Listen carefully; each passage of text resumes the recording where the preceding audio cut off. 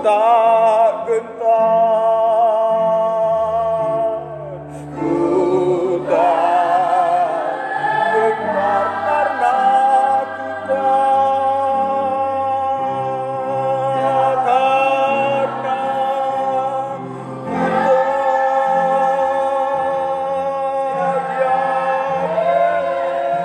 dan hari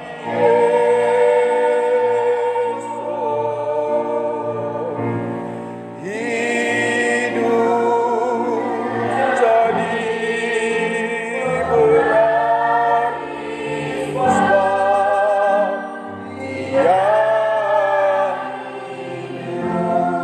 hidup. Kami percaya bahwa Engkau Tuhan kami, Tuhan Yesus Kristus, Tuhan kami, Tuhan yang hidup. Engkau mendengarkan doa dan seruan kami pagi ini. Engkau berkenan atas pujian, penyembahan dan kehadiran kami. Engkau hidup ya Tuhan, Engkau ada di tengah-tengah kami. Engkau akan memberkati kami pribadi lepas pribadi. Engkau sedang hadir melawat kami ya Tuhan, melawat umat-Mu yang sedang beribadah di rumah ya Tuhan, melawat kami semua dimanapun kami berada. Engkau Tuhan kami, Tuhan yang hidup. Engkau mengerti akan seluruh kehidupan kami. Engkau mengerti atas isi hati, pikiran, beban dan persoalan kami. Engkau hidup, Engkau sanggup menjawab segala doa-doa kami ya Tuhan. Engkau hidup, Engkau menguatkan kami yang sedang dalam kelemahan. Engkau hidup, Engkau menghiburkan kami yang sedang dalam kesusahan. Engkau hidup, Engkau menyembuhkan anak-anak-Mu yang sedang sakit hari ini. Engkau hidup, Engkau Tuhan memberikan kami berkat-berkat melimpah. Dan Engkau hidup, Engkau akan berbicara bagi kami melalui firman-Mu. Firman yang hidup dan berkuasa. Bukan hanya kata-kata biasa, tetapi kata-kata yang ada dalamnya kehidupan dan kuasa. Berfirmanlah Engkau Tuhan kami yang hidup. Kami rindukan suara-Mu pagi hari ini. Dalam nama Yesus Kristus kami berdoa dan menyambut firman-Mu. Haleluya, haleluya. Amin. Amin. Silakan duduk. Shalom. Selamat Hari Paskah bagi kita semuanya. Baik jemaat terkasih dalam Yesus Kristus, mari kita sama-sama membuka Alkitab kita. Dari Injil Markus pasal yang ke-16, ayat yang pertama sampai dengan ayat yang ke-14. Markus 16 ayat pertama sampai dengan ayat 14. Demikianlah firman Tuhan. Pada jam 12 kegelapan meliputi seluruh daerah itu dan berlangsung sampai jam 3. Dan pada jam 3 berserulah Yesus dengan suara nyaring, Eloi, Eloi, lama sabachthani, yang berarti Allahku, Allahku, mengapa engkau meninggalkan aku? Mendengar itu beberapa orang yang berdiri di situ berkata, lihat, ia memanggil Elia. Maka datanglah seorang dengan bunga karang mencelupkannya ke dalam anggur asam. Lalu serta berkata, baiklah kita tunggu dan melihat apakah Elia datang untuk menurunkan dia. Ayat yang pertama dari Markus 16. Setelah lewat hari Sabat, Maria Magdalena dan Maria ibu Yakobus serta Salome membeli rempah-rempah untuk pergi ke kubur dan meminyaki Yesus. Dan pagi-pagi benar pada hari pertama minggu itu, setelah matahari terbit, pergilah mereka ke kubur. Mereka berkata seorang kepada yang lain, siapa yang akan menggulingkan batu itu bagi kita dari pintu kubur? Tetapi ketika mereka melihat dari dekat, tampaklah batu yang memang sangat besar itu sudah terguling. Lalu mereka masuk ke dalam kubur dan mereka melihat seorang muda yang memakai jubah putih duduk di sebelah kanan. Mereka pun sangat terkejut. Tetapi orang muda itu berkata kepada mereka, "Jangan takut, kamu mencari Yesus orang Nazaret yang disalibkan itu. Ia telah bangkit, ia tidak ada di sini. Lihat, inilah tempat mereka membaringkan dia. Tetapi sekarang pergilah, katakanlah kepada murid-muridnya dan kepada Petrus, ia mendahului kamu ke Galilea. Di sana kamu akan sudah dikatakannya kepada kamu." Lalu mereka keluar dan lari meninggalkan kubur itu, sebab gentar dan dahsyat menimpa mereka. Mereka tidak mengatakan apa-apa kepada siapapun juga karena takut. Dengan singkat mereka sampaikan semua pesan itu kepada Petrus dan teman-temannya. Sesudah itu Yesus sendiri dengan perantaraan murid-muridnya memberitakan dari timur ke barat berita yang kudus dan tak terbinasakan tentang keselamatan yang kekal itu. Setelah Yesus bangkit pagi-pagi pada hari pertama minggu itu, ia mula-mula menampakkan dirinya kepada Maria Magdalena. Daripadanya Yesus pernah mengusir 7 setan. Lalu perempuan itu pergi memberitahukannya kepada mereka yang selalu mengiringi Yesus dan yang pada waktu itu sedang berkabung dan menangis. Tetapi ketika mereka mendengar bahwa Yesus hidup dan telah dilihat olehnya, mereka tidak percaya. Sesudah itu ia menampakkan diri dalam rupa yang lain kepada 2 dari mereka, ketika keduanya dalam perjalanan keluar kota. Lalu mereka dan memberitahukannya kepada teman-teman yang lain. Tetapi kepada mereka pun teman-teman itu tidak percaya. Akhirnya ia menampakkan diri kepada ke-11 orang itu ketika mereka sedang makan, dan ia mencela ketidakpercayaan dan kedegilan hati mereka, oleh karena mereka tidak percaya kepada orang-orang yang telah melihat dia sesudah kebangkitannya. Jemaat yang dikasihi oleh Tuhan Yesus Kristus, hari ini kita memperingati sebuah hari yang besar bagi seluruh umat Kristen yang percaya kepada Yesus Kristus. Inilah hari kebahagiaan yang luar biasa, di mana hari ini kita sedang merayakan hari Paskah, yaitu hari kebangkitan, hari kemenangan Tuhan kita Yesus Kristus mengalahkan kematian. Pada saat kebangkitan Tuhan Yesus Kristus, kita sudah sama-sama mendengar firman yang saya sudah bacakan, bahwa dikatakan pada awalnya murid-murid Tuhan yang ke-11 itu, karena satu sudah bunuh diri namanya Yudas Iskariot, Yesus mati. Setelah kebangkitan Yesus Kristus, tinggal murid Tuhan hanya 11 orang. Tetapi murid yang 11 orang ini pun tidak ada satupun yang percaya pada kala kebangkitan Yesus Kristus.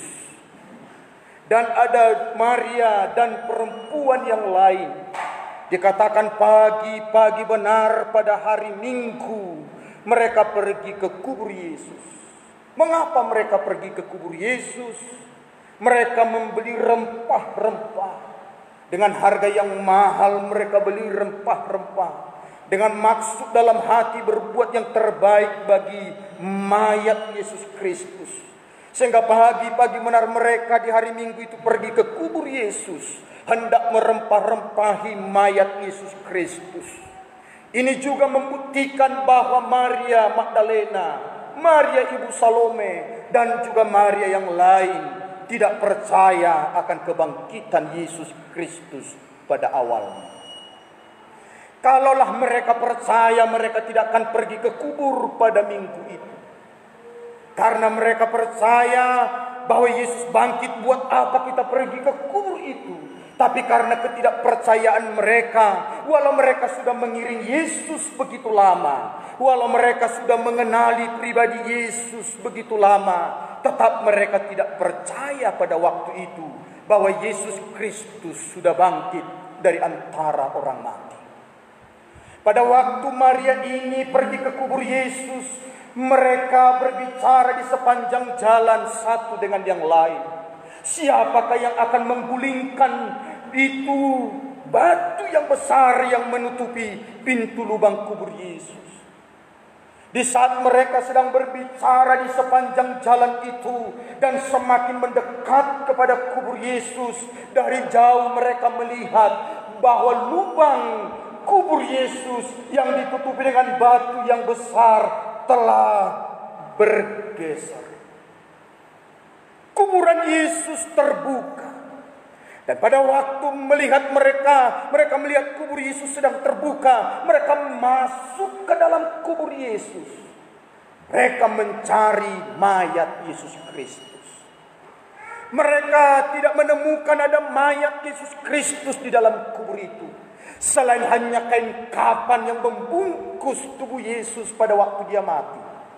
Dan tiba-tiba mereka melihat sesosok berpakaian putih bersinar dan berkata, kalian pasti mencari Yesus di dalam kubur ini.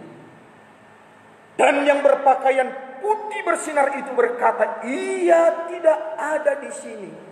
Ia sudah bangkit seperti yang pernah dahulu. Pada waktu Maria Magdalena bersama perempuan yang lain mendengar perkataan yang berpakaian putih bersinar itu, yang adalah malaikat utusan Tuhan, maka di dalam perjalanan begitu mereka pulang hendak memberitahukan berita sukacita ini kepada 11 murid-murid Yesus Kristus. Di tengah perjalanan itu, Yesus menampakkan diri kepada mereka. Mereka hendak menjamah dan menyentuh Yesus Kristus, tetapi Yesus berkata dan berpesan, pergilah, pulanglah, sampaikanlah berita kesukaan ini kepada seluruh murid-muridku, dan katakanlah mereka akan pergi ke Galilea, sebab di sanalah aku berjumpa dengan mereka. Tahukah jemaat Tuhan terkasih, di saat Maria Magdalena bersama perempuan yang lain yang pergi ke kubur Yesus menceritakan bahwa mereka sudah berjumpa langsung dengan Yesus, mereka mengatakan bahwa Yesus sudah bangkit, Yesus kita itu hidup. Tetapi ke-11 murid itu percaya bahwa Yesus sudah bangkit. Jemaat yang terkasih dalam Yesus Kristus, maka murid-murid itu untuk mengetahui kebenaran dari berita yang disampaikan oleh perempuan-perempuan itu, mereka berlari dengan kencang ke kubur Yesus, membuktikan apakah mayat Yesus sudah tidak ada di sana. Mereka langsung masuk ke kubur Yesus. Mereka mencari di seluruh tempat itu, bahwa mereka tidak menemukan ada mayat Yesus di sana. Lalu mereka pulang dan Yesus menampakkan diri kepada mereka. Pada waktu Yesus menampakkan diri kepada mereka dan berkata, inilah aku bukanlah hantu.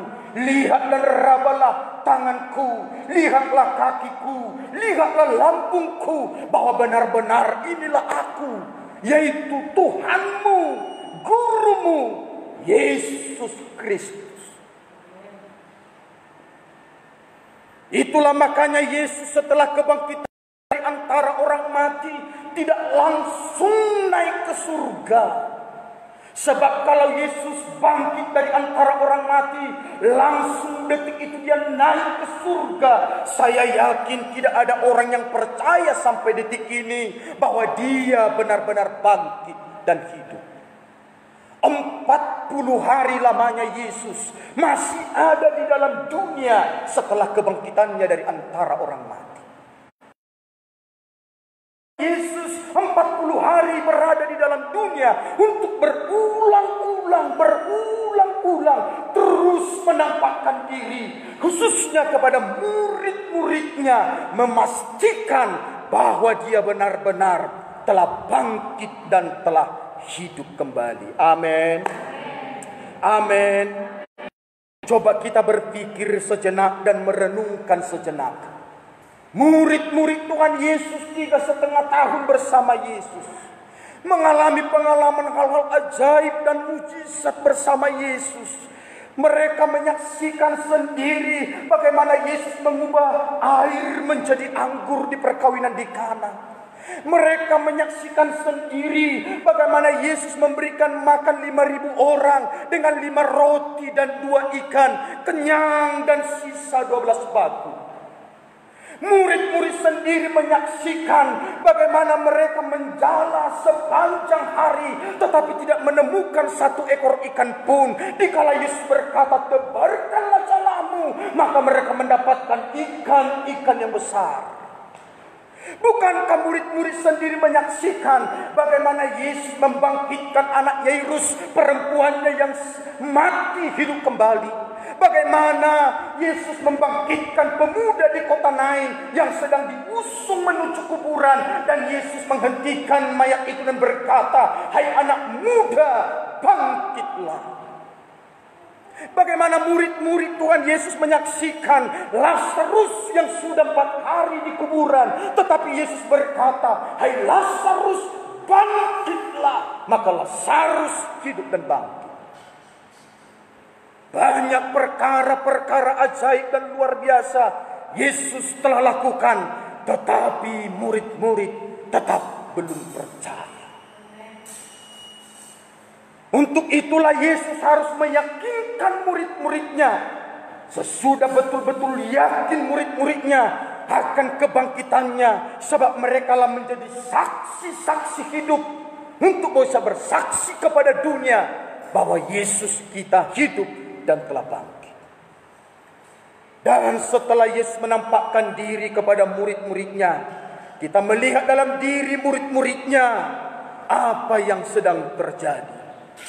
Setelah Yesus Kristus naik ke surga, maka murid-murid dengan hati yang berkobar-kobar, dengan hati yang menyala-nyala, memberitakan tentang Yesus Kristus, bahwa Yesus sudah bangkit dan hidup, dan membuktikan. Mereka mendoakan orang-orang sakit, mereka membangkitkan orang mati. Bahkan satu pun di antara murid itu kematiannya pun sangat luar biasa menderita. Ada yang dipenggal kepalanya, ada yang disalibkan, ada yang digoreng, ada yang dipancung, bermacam-macam penganiayaan. Mereka martir demi Yesus. Jemaat yang dikasihi oleh Tuhan Yesus Kristus, Tuhan Yesus sangat berbahagia seperti perkataannya kepada Thomas.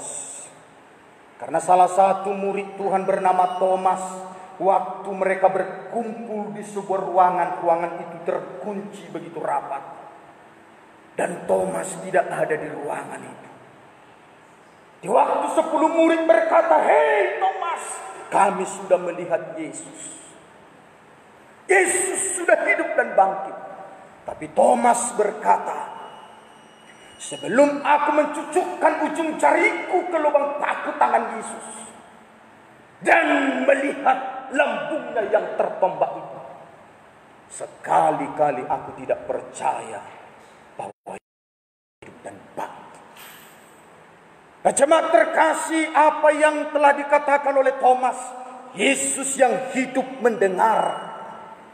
Sehingga suatu ketika dikala murid-murid yang ke-11 itu kembali berkumpul di sebuah ruangan yang terkunci, tiba-tiba Yesus datang ke ruangan itu. Dan dia menjumpai yang bernama Thomas. "Thomas, lihatlah tanganku, cucukkanlah jarimu, lihat lambung dan kakiku." Maka Thomas menangis. "Aku percaya Tuhan." Tapi apa kata Yesus Kristus? "Berbahagialah orang yang percaya walaupun dia tidak melihat. Amin. Amin. Jadi siapa yang lebih berbahagia jemaat Tuhan? Kita atau murid-murid Yesus? Kita lebih berbahagia. Kita nggak sempat langsung salaman dengan Yesus.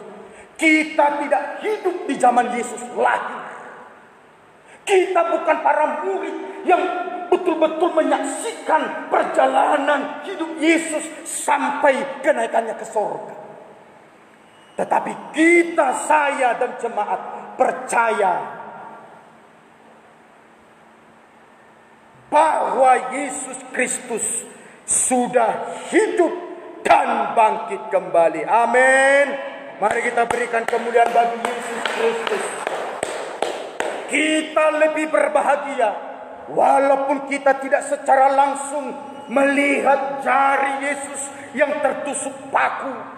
Walaupun kita tidak secara langsung menjamah dan menyentuh lambung Yesus yang ditombak saat dia disalib. Walaupun kita tidak secara langsung menyentuh dengan tangan kita kaki Yesus yang berlubang paku itu. Namun kita percaya karena perkataan Tuhan ya dan amin. Kesaksian para murid sangat menguatkan kita. Dan pertanda dia telah hidup dan bangkit. Saya percaya setiap pergumulan jemaat Tuhan hari-hari ini, pasti Yesus akan mendengar dan menjawabnya. Amin. Apa yang dirasakan oleh jemaat Tuhan, pasti Yesus merasakannya. Saya akan menyampaikan kebenaran firman Tuhan ini. Bagaimana kita bisa mengalami berkat Tuhan di balik kebangkitan Yesus Kristus. Apakah jemaat Tuhan rindu menerima berkat Tuhan di kebangkitan Yesus Kristus? Mari angkat tangan. Oh, haleluya. Berkat apakah yang akan kita alami, kita terima pada saat kebangkitan Yesus Kristus? Yang pertama, Yesus bangkit, pertanda Dia adalah Tuhan yang hidup. Katakan amin. Kita bangga dan bahagia punya Tuhan yang hidup. Kita tidak menyembah Tuhan yang mati. Walaupun Tuhan Yesus pernah mati, itu hanya mati 3 hari atas dosa-dosaku dan dosa-dosamu. Dia tidak mati selamanya. Kita sungguh berbahagia punya Tuhan yang pernah mati bagi kita dan dia hidup dan bangkit. Jadi walaupun kita berdoa di dalam hati kita, Tuhan kita yang hidup mendengar bahasa isi. Di saat kita menangis dan bersedih, Tuhan yang kita sembah, Tuhan Yesus Kristus yang hidup, melihat tetesan dan merasakan jeritan hati kita. Kita tidak menyembah Tuhan yang mati, yang punya telinga tidak mendengar, yang punya mata tidak melihat, yang punya pikiran tidak bisa berpikir, yang punya tangan yang tidak bisa bergerak, yang punya kaki yang tidak bisa berjalan, yang punya hati yang tidak bisa merasakan apa yang kita rasakan. Tapi kita punya Tuhan yang hidup. Sebab dia telah hidup. Kebangkitannya membuktikan bahwa dia hidup. Dia Tuhan yang hidup. Dengar, berkat yang pertama, dia memberi kehidupan bagi kita. Dia memberi kehidupan bagi kita. Bayangkan murid-murid yang ke-11 itu menerima kehidupan yang luar biasa. Mereka mengalami kehidupan yang luar biasa. Rohani mereka hidup. Roh mereka bernyala-nyala. Hati mereka berkobar-kobar. Walau di tengah-tengah penderitaan tetap bersukacita. Karena Tuhan yang kita sembah adalah Tuhan yang pemberi kehidupan. Tidak ada Tuhan yang memberi kehidupan selain hanya Dia. Karena Dialah yang pernah mati dan Dialah yang pernah hidup. Tidak ada manusia yang pernah mati di luar Yesus tapi bisa hidup kembali. Jangan percaya apa tayangan pemutaran film-film yang tiba-tiba mati bisa terbang dari kubur. Itu cerita omong kosong. Itu tidak akan pernah sebuah kebenaran. Hanya Yesus Kristus yang pernah mati dan hidup kembali. Tidak ada yang menghidupkan Yesus dari kuburan. Selain Dia sendirilah kehidupan itu. Dan karena Dia hidup di dalam Yesus Kristus, siapa mati baik secara fisik, secara rohani, kalau dia terima Yesus yang hidup, pasti dia mengalami kehidupan. Amin. Amin. Setelah Yesus naik ke surga, para murid-murid Tuhan mendoakan orang-orang mati. Bukan hanya mati secara rohani hidup, tapi mati secara jasmani hidup.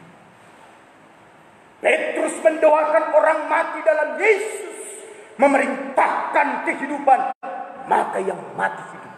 Paulus mendoakan Titus yang mati karena dengar khotbah terlalu panjang dan terlalu lama. Tapi Paulus berdoa, maka yang mati dalam Yesus hidup kembali. Seorang penginjil yang luar biasa setelah para rasul-rasul Tuhan, namanya Smith Wigglesworth. Smith Wigglesworth telah mendoakan orang-orang yang benar-benar mati secara fisik.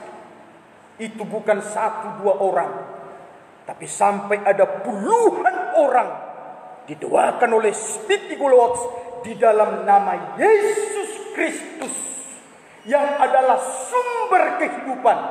Orang-orang mati hidup kembali.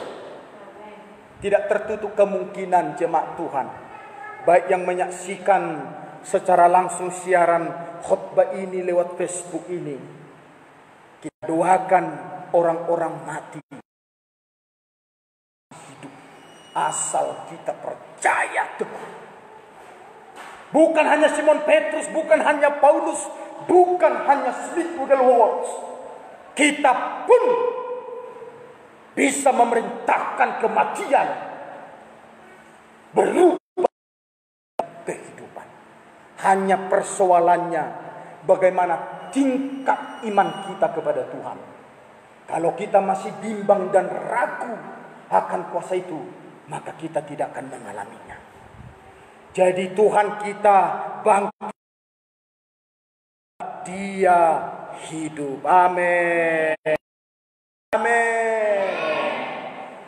Pada saat kita berseru memanggil namanya, bahkan dengan tetesan linangan air mata Tuhan, pasti Tuhan kita yang hidup merasakan seperti yang kita rasakan.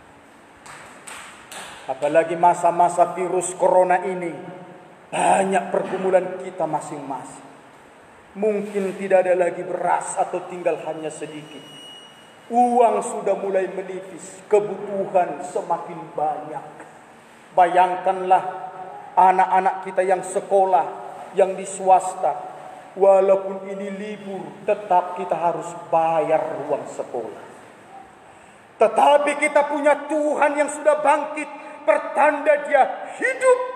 Dia mendengar setiap doa-doa kita. Yang kedua, berkat kebangkitan Yesus bagi kita yang percaya kepada Dia. Yang kedua, Yesus bangkit telah mengalahkan kematian. Artinya Dia berkemenangan. Senang gak jemaat Tuhan mendengar kata menang? Amin. Senang gak jemaat Tuhan? Kalau jemaat Tuhan apalagi masa-masa pasca ini mungkin dibatasi ya. Karena masa-masa virus corona ini biasanya masa-masa pasca ini banyak perlombaan-perlombaan. Perlombaan makan kerupuk lah, perlombaan makan telur lah, perlombaan mewarnai, perlombaan lari goni. Bapak-bapak pakai rok, ibu-ibu pakai celana. Nah, itu aneh-aneh. Banyak jenis perlombaan masa-masa pasca. Satu hal kerinduan kita supaya kita menang, jadi juara. Memasukkan paku, botol, banyak. Perlombaan mewarnai telur, banyak. Pokoknya setiap kita merindukan kata namanya menang. Yang sudah bosan atau tidak suka dengan katanya namanya menang, aku nggak suka Pak Pendeta, aku sukanya kalah aja. Yang dari dulu aku ini selalu kalah. Nggak naik-naik kelas, tinggal kelas kalah terus. Selalu aku juara satu dari belakang. Senang nggak jemaat Tuhan seperti itu? Kalau ada jemaat Tuhan itu perlu diperiksa. Mungkin COVID-19 sudah merasuki otaknya. Sudah nggak normal lagi. Yesus berkemenangan.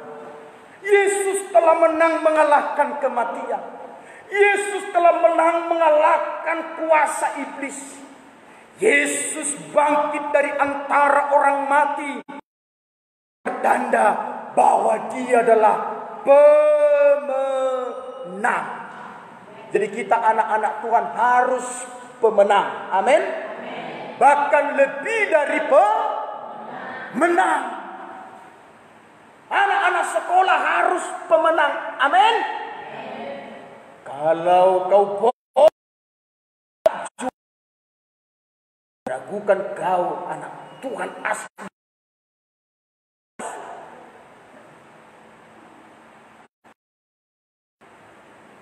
Kita harus menang. Kita pemenang. Menang melawan dosa. Menang melawan keinginan daging. Melawan kenikmatan dunia ini. Menang melawan godaan-godaan setan. Menanggung segala perkara. Kita menang. Kenyataannya hari-hari ini banyak orang-orang Kristen bukan pemenang, tapi selalu kalah.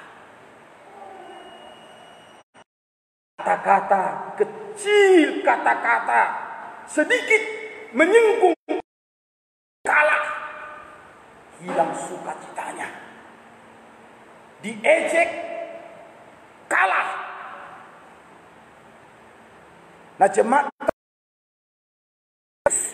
kita bukan orang-orang yang kalah karena kita punya Tuhan pemenang. Kita kemenangan demi kemenangan. Amin. Amin. Ketiga, berkat kebangkitan Yesus Kristus yang ketiga, Dia memberikan kita kuasa. Dia berkuasa atas langit dan bumi. Dia berkuasa atas segala-galanya. Tidak ada penguasa segala-galanya kecuali kita punya Tuhan. Baik di bumi ini, di bawah bumi ini, baik di langit, di surga, Dia pemegang kuasa. Makanya dalam Yesus Kristus kita Kisah Rasul 1 ayat 8 berkata, jikalau Roh Kudus turun ke atas kamu, kamu akan menerima kuasa. Dan kamu akan menjadi saksiku di Yerusalem, Yudea, sampai ke ujung bumi. Kita diberi kuasa, power, otoritas. Paulus berkata, segala perkara dapat kutanggung di dalam Dia yang memberi kekuatan, kuasa. Adakah jemaat Tuhan gara-gara virus corona ini sudah mulai stres?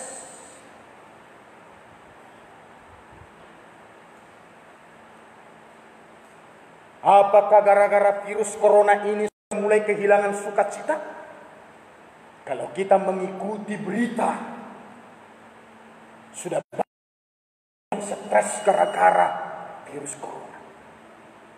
Kenapa tidak stres? Penghasilan tak ada. Iman tidak kuat, stres. Dan kalau biasa, bahkan sudah ada banyak yang bunuh diri. Jemaat menghadapi masa-masa sukar tidak perlu putus asa, karena kita punya Tuhan berjanji memberi kita kuasa. Sama-sama katakan kuasa. Kuasa. Mari angkat tanganmu, kepal tanganmu. Buat seperti ini.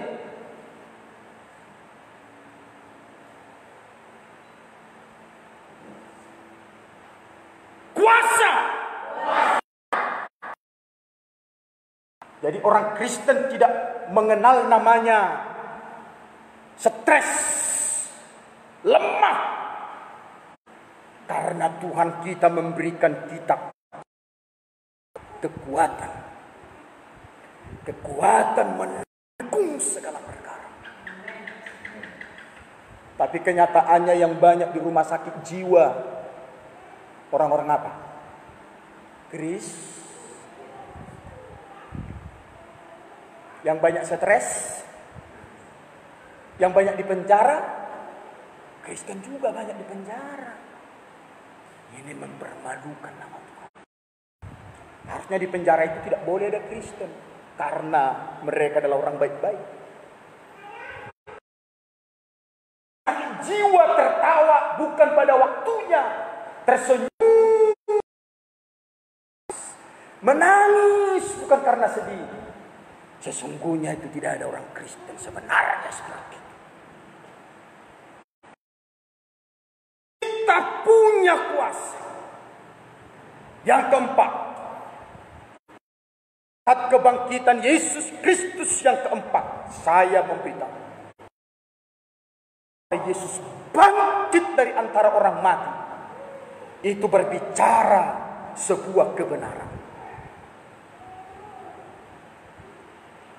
Mulai dari kitab Kejadian, Keluaran, Imamat, Bilangan, Ulangan, kitab Nabi-Nabi, Mazmur, mengatakan tentang Yesus yang akan mati namun hidup kembali.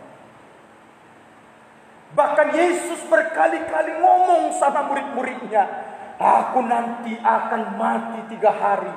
Tapi ingatlah, hitunglah sejak kematianku hari pertama. Hitung Jumat, Sabtu, Minggu. Ingatlah 3 hari. Hari ketiga aku akan bangkit.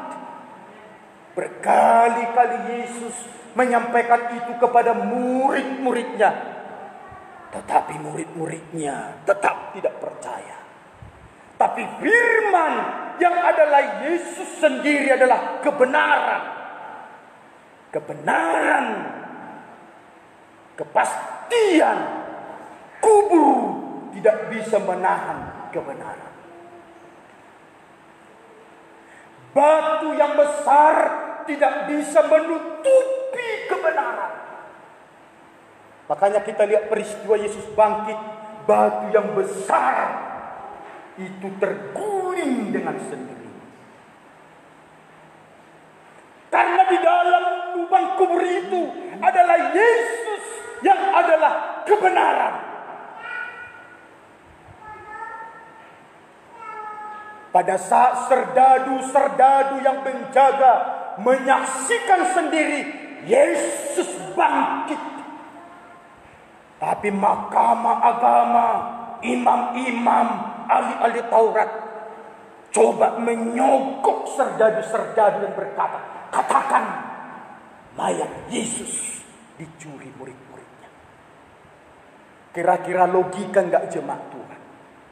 Namanya bohong itu tidak kuat, tapi kebenaran itu kokoh, tak tergoyahkan. Bagaimana murid-murid mencuri mayat Yesus? Pertama, serdadu berpakaian lengkap menjaganya. Siang dan malam 3 hari dijaga tanpa bergeser dari tempat itu. Bagaimana murid-murid mencuri mayat Yesus sementara murid-murid dipenuhi dengan roh ketakutan? Bagaimana murid-murid bisa mencuri karena ada batu yang besar menutupi pintu lubang kubur Yesus? Bagaimana murid-murid dituduh mencuri mayat Yesus? Murid-murid sendiri, di manakah Tuhanku? Siapa yang mengambil Tuhanku? Malah murid-murid bertanya, siapa yang mencuri mayat Yesus?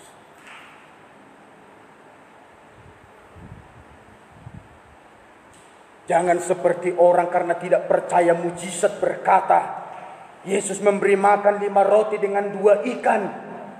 Karena tidak percaya mujizat, sebuah kebenaran, dia berkata 5 roti itu roti raksasa anak-anak. 2 ikan itu ikan paus anak-anak. Bayangkan. Secara logika bisa nggak membawa, menggendong, menjunjung roti raksasa 5 biji? Raksasa sendiri nggak bisa. Bisa nggak anak kecil berkata roti-roti, ikan paus yang sedang dia jual? Gak mungkin. Namanya dusta dan bohong, bukan sebuah kebenaran. Tapi kebangkitan Yesus Kristus membuktikan bahwa Yesus adalah kebenaran itu sendiri. Amin.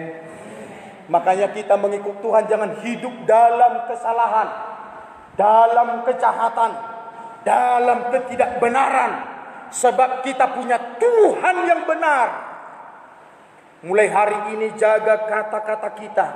Jangan asal kita mengeluarkan kata-kata dari mulut kita ini. Jangan asal kita berjanji.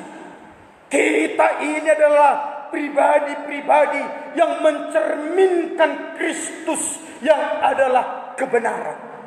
Setiap perkataan Yesus, setiap perbuatan Yesus, setiap pikiran Yesus, seluruh hidup Yesus, semuanya berbuahkan kebenaran. Amin. Amin. Makanya menjawab pertanyaan pun jangan salah-salah. Harus benar. Jangan disebut 1 tambah 1 3, itu salah. Yang terakhir.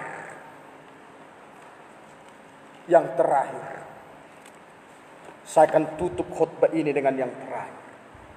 Berkat kebangkitan Yesus Kristus menjadi sebuah kesaksian yang hidup. Sampai hari ini saya hamba Tuhan terus bersaksi dengan hati berkobar-kobar tentang Yesus Kristus yang hidup dan bangkit. Saya akan terus membuktikan bahwa Tuhan Yesus itu hidup dengan tanda-tanda heran, tanda-tanda ajaib. Jemaat Tuhan harus mengalami kesaksian bersama dengan Yesus. Di masa-masa virus corona ini, jemaat Tuhan harus mengalami kesaksian yang luar biasa. Selama ini kita dapat uang karena kerja, karena lancar semuanya. Sekarang hampir semua pintu tertutup. Apakah kita masih tetap sukacita? Apakah kita masih tetap bisa makan dan minum?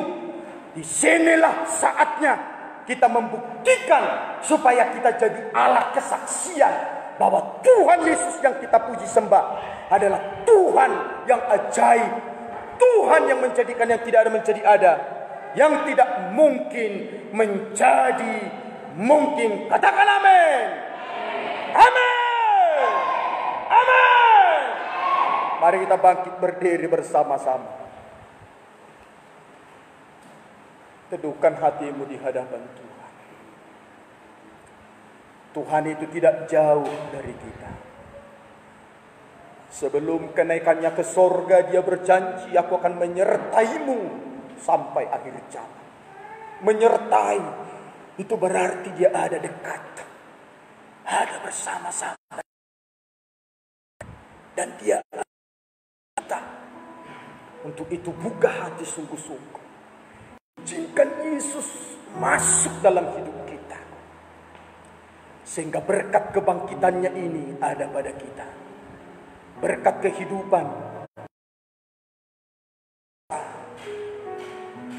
berkat kebenaran, berkat kemenangan, berkat kesaksian. Dan hanya murid yang 11 itu yang bersaksi sampai martir demi Yesus Kristus. Bukan hanya Paulus yang mati martir demi Yesus. Tadinya dia anti Kristus, anti Yesus.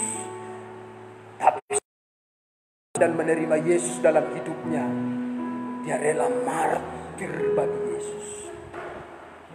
Kitalah saatnya anak-anaknya yang rela menjadi saksi Tuhan yang hidup. Dalam situasi keadaan seperti apapun, kita harus tunjukkan kepada dunia bahwa kita adalah milik kepunyaan Yesus Kristus. Di tengah-tengah dunia sedang krisis, kelaparan goncang, kebinasaan terjadi, kematian. Di sini waktu tampil menjadi saksi-saksi Kristus. Mari angkat tanganmu dua-dua. Tanda Dia hidup saat ini, di saat engkau berdoa panggil Dia datang menjumpaimu. Bagaimana keadaan hatimu saat ini? Apakah engkau sedih? Buktikan bahwa Dia saat ini akan memberimu sukacita, penghiburan. Di saat engkau sudah mulai lemah, ragu dan bimbang, Dia akan memberikan kepastian iman kepadamu. Di saat engkau sedang berkekurangan, mungkin sudah tidak ada lagi yang mau dimakan, diminum, buktikanlah hari ini bahwa Dia hidup. Berserulah kepada Dia. Dia akan buka pintu berkat secara ajaib bagimu, sebab Dia adalah hidup. Mari kita bersama-sama berdoa. Terima kasih Tuhan Yesus. Kami sungguh berbahagia Bapa, bahwa hari ini kami merayakan hari Paskah kebangkitan. Tanda Engkau Tuhan kami, Tuhan yang hidup, Tuhan yang berkata, Tuhan yang benar, Tuhan yang menyatakan kuasa, menyaksikan kehebatan Bapa lewat pribadi-Mu ya Tuhan. Ajar kami Tuhan untuk mengalami semua berkat-berkat di balik kebangkitan-Mu ini. Dalam nama Yesus Kristus, kami bukan lagi pribadi-pribadi yang lemah, pribadi-pribadi yang gampang goyah, tapi kami pribadi-pribadi yang kuat, yang berkemenangan, berkuasa, hidup. Roh kami mengiring Tuhan walau terjadi. Dalam nama Yesus Kristus kami berdoa dan bersyukur. Haleluya, haleluya. Haleluya, haleluya. Amin. Engkau ada